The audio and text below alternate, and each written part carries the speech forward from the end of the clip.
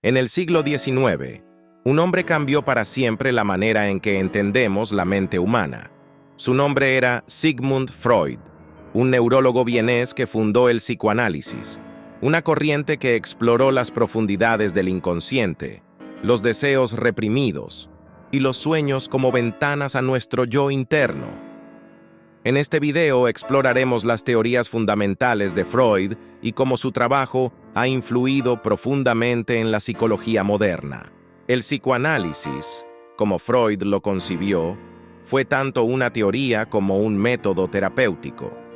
Freud creía que gran parte de nuestro comportamiento y nuestras emociones son impulsados por pensamientos, deseos y recuerdos reprimidos que no son conscientes para nosotros.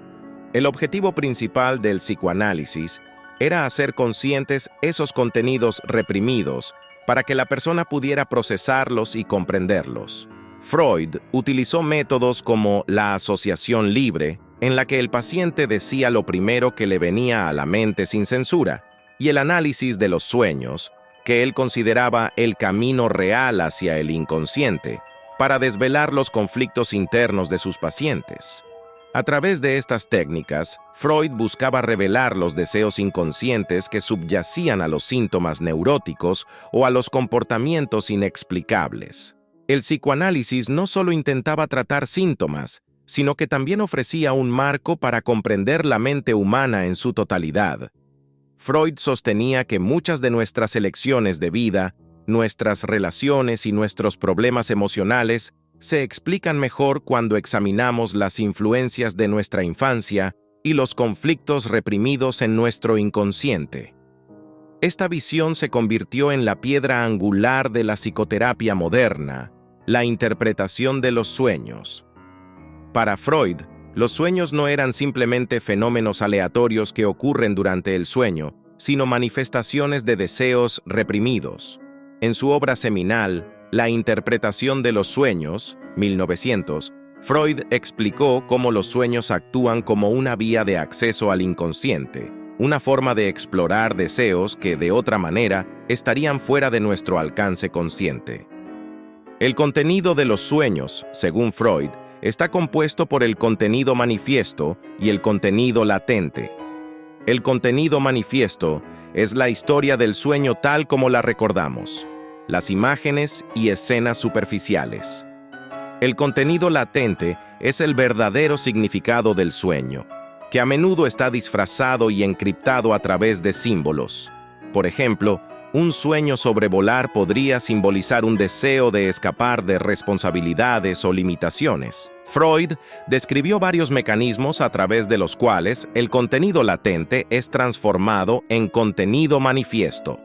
Uno de estos mecanismos es la condensación, en la que múltiples ideas o deseos se combinan en una sola imagen o símbolo en el sueño. Otro es el desplazamiento, en el que la importancia emocional de un pensamiento o deseo es transferida a otro objeto o situación aparentemente no relacionada. Freud también analizó el simbolismo en los sueños, afirmando que muchos objetos o actos en los sueños representan deseos sensuales o agresivos, aunque esto ha sido objeto de crítica y revisión por parte de otros teóricos. No obstante, la idea de que los sueños revelan aspectos profundos de nuestra psique ha tenido un impacto duradero no solo en la psicología, sino también en la cultura popular y el arte. Uno de los aportes más importantes de Freud fue su modelo de la mente, que se divide en 3 niveles o estratos: el consciente, el preconsciente y el inconsciente. El consciente. Esta es la parte de la mente de la que somos conscientes en un momento dado. Incluye nuestros pensamientos actuales, percepciones y todo aquello de lo que somos conscientes activamente. El preconsciente. Este estrato incluye toda la información que no estamos pensando en el momento, pero que podemos traer a la mente con facilidad. Por ejemplo, los recuerdos, la información aprendida o conocimientos adquiridos. El inconsciente. Aquí es donde Freud situó los pensamientos, deseos y recuerdos reprimidos. Estos contenidos del inconsciente no son accesibles fácilmente, y sin embargo, tienen una gran influencia sobre nuestro comportamiento, decisiones y emociones. Freud sostuvo que muchos de nuestros traumas infantiles, deseos inaceptables y conflictos no resueltos residen en esta parte de la mente e influyen en nuestra vida diaria sin que seamos conscientes de ello. Freud también señaló que el inconsciente es irracional y atemporal, lo que significa que no sigue las reglas de la lógica que gobiernan nuestra mente consciente, y que los conflictos no resueltos en el inconsciente pueden seguir afectando a una persona durante toda su vida, incluso si el conflicto original ocurrió en la infancia.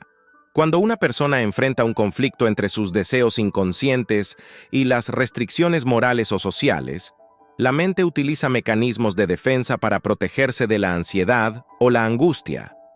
Freud identificó varios de estos mecanismos, que son procesos inconscientes que distorsionan o transforman la realidad para hacerla más manejable y menos amenazante. Freud identificó varios mecanismos de defensa, cada uno con un propósito específico para manejar los conflictos internos y reducir el malestar psicológico. Vamos a ver algunos de los más conocidos, junto con ejemplos para entender cómo operan en la vida diaria. Represión. Este es el mecanismo de defensa más básico y se refiere a empujar pensamientos, sentimientos o deseos inaceptables fuera de la conciencia. Estos deseos reprimidos, aunque no son conscientes, siguen influyendo en el comportamiento. Ejemplo: una persona que sufrió un trauma durante la infancia, como abuso físico o emocional, puede reprimir esos recuerdos hasta el punto de no ser consciente de ellos en la vida adulta. Sin embargo, esos recuerdos reprimidos podrían manifestarse en forma de ansiedad inexplicable, pesadillas o dificultades en las relaciones interpersonales. Proyección. La proyección ocurre cuando una persona atribuye sus propios deseos o pensamientos inaceptables a otra persona.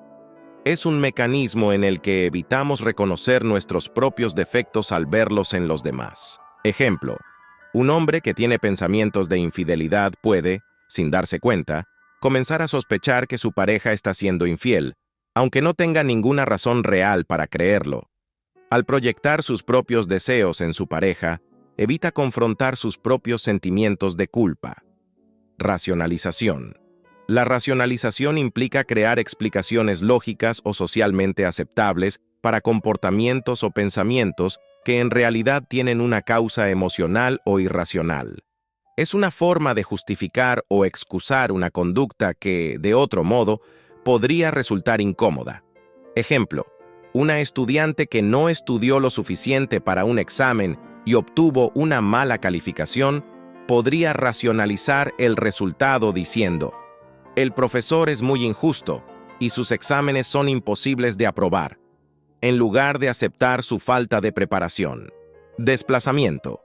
El desplazamiento ocurre cuando una persona redirige sus emociones o impulsos hacia un objeto o persona que no es la fuente real de sus emociones.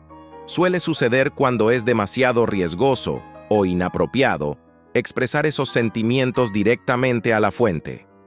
Ejemplo: un hombre que está frustrado con su jefe en el trabajo, pero no puede expresar su enojo directamente por temor a represalias, puede llegar a casa y descargar su ira en su familia, gritando o discutiendo por pequeñas cosas.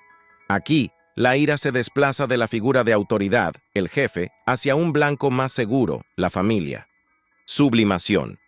La sublimación es uno de los mecanismos de defensa más saludables, según Freud. Implica canalizar impulsos o deseos inaceptables en actividades que son aceptadas socialmente o que incluso son admirables. Ejemplo: una persona que siente una gran agresividad o impulsos violentos puede canalizar esos sentimientos hacia un deporte competitivo, como el boxeo o las artes marciales. De esta manera, la energía destructiva se convierte en una forma constructiva y aceptada socialmente. Negación. La negación es cuando una persona se niega a aceptar la realidad de una situación dolorosa o traumática, porque hacerlo sería demasiado abrumador o perturbador.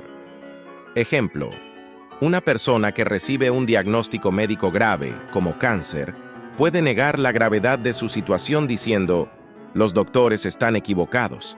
Estoy perfectamente bien, incluso cuando las pruebas médicas confirman la enfermedad. Regresión. La regresión implica volver a comportamientos de etapas más tempranas del desarrollo cuando una persona se enfrenta a situaciones de estrés o conflicto. Es una forma de evadir la ansiedad al refugiarse en un comportamiento infantil. Ejemplo: un niño de 8 años que está bajo estrés por la llegada de un nuevo hermano puede comenzar a mojar la cama nuevamente o a chuparse el dedo, comportamientos que había superado años antes. En este caso, el niño regresa a una etapa de desarrollo más segura. Formación reactiva. En la formación reactiva, una persona oculta sus verdaderos sentimientos adoptando la actitud opuesta. Este mecanismo ocurre cuando una emoción o impulso es tan inaceptable que la persona adopta una posición exageradamente opuesta para protegerse de la verdadera emoción. Ejemplo: alguien que tiene sentimientos de odio hacia una persona puede comportarse de manera extremadamente amable y afectuosa hacia esa misma persona. Por ejemplo, una persona que se siente incómoda con su atracción hacia alguien del mismo sexo podría volverse homofóbica como forma de defenderse de esos sentimientos. Intelectualización.